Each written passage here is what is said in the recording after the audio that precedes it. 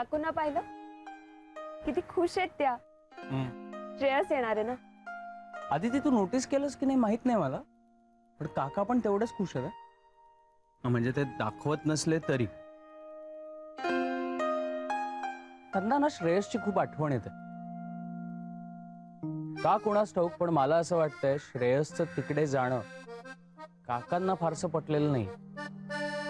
तुला आठवतंय त्या दिवशी रात्री आपल्याशी बोलताना ते चुकून मला आधी श्रेयस म्हणाले आणि मग जय म्हणाले.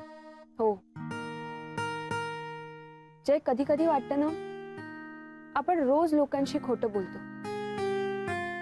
लोकांपासून काही ना काहीतरी लपवतो. किती मोठं पाप करतो आपण. पण मग दुसरीकडे असंही वाटतं की आपण काका काकूंबरोबर राहून त्यांचा एकाकीपणा घालवतोय, म्हणजे आपल्याही पदरी कुठेतरी पुण्य पडतंय.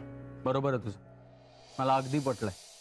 काय ऑफिस नाही वाटत आज? का कोणी येणार आहे परत? परत म्हणजे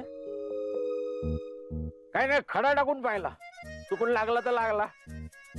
काय माझे अंदाज असतात ना, ते मला वेगवेगळ्या गोष्टींचा विचार करायला भाग पडतात. म्हणून मी येतो. तुम्हाला सोडायचं ऑफिसात? नाही नको, जाऊ ना आम्ही. Good, I am proud of you. चला. हा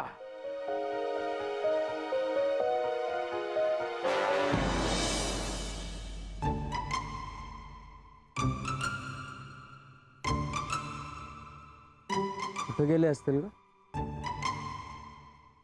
नाही म्हणजे असेच गेले असतील की विरार झालं, ऑफिस झालं, हे आता चाळीत गेलेत की काय? जय, तुझाही स्वभाव आता काकांसारखा होत चाललाय. शंकेखोर. अरे या वेळेत ते लायब्ररीत जातात. आता निघायचं का? चला.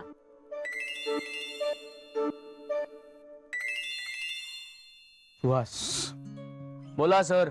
अरे तुझ्या ऑफिसच्या खाली आलो होतो, जरा काम आहे तुझ्याकडे, थांबलो मी इथे. हो का?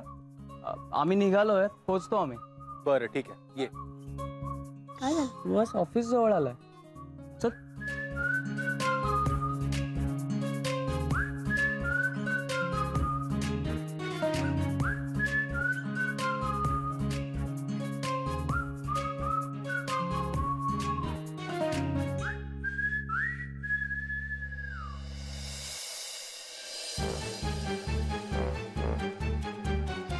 मी तुम्हाला ओळखलं नाही आणि अनोळखी लोकांशी मी बोलत नाही.